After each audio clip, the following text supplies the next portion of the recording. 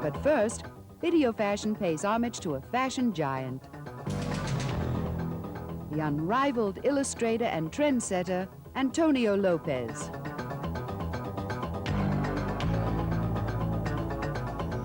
Antonio was not only this fabulous fashion partner of everyone during the 60s and the 70s, but he was also an artist which has been recognized for his own talent. As I say, he's a great artist. He carried fashion through 30 years without, getting repetitive, or he always brings a new impulse, a new energy. He transformed the ideal of woman. Through the drawing, you can see how much he likes women, but active women, liberated, young, running, going, There is nothing static in his work.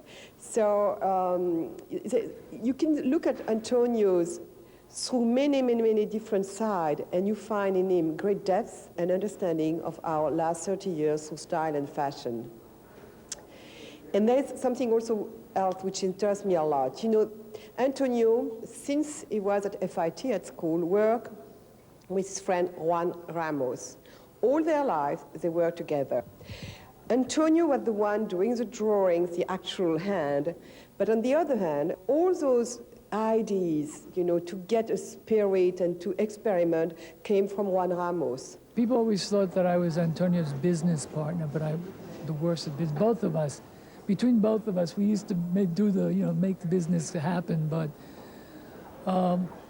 I used to do research, do all the research for themes, do the art direction. It's a very rare collaboration because we thought alike, and we went in one direction, except that he was wilder, and I was more disciplined to get things done. And we realized he's also, through the drawing, we realized he's also part of creating this stardom for model, which is blooming now, with the model replacing the movie star. Well, imagine somebody like Jerry Hall was discovered by Antonio when she was a very young girl, and she worked with him in he called her Tex for Texas, and she bloomed into this extraordinary beauty, great model, but it's through his eyes all that start.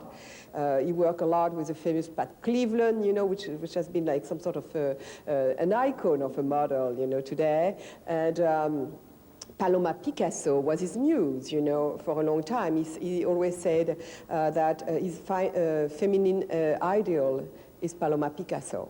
Well, first, before working together, we also went to a lot of parties and a lot of nightclubs together, and that's where I got most of the girls to pose for him later. It was really interesting for me watching him work, whereas I'd seen him do it, but I mean not for hours on a row, and was really fascinated how focused and so intense the way he worked.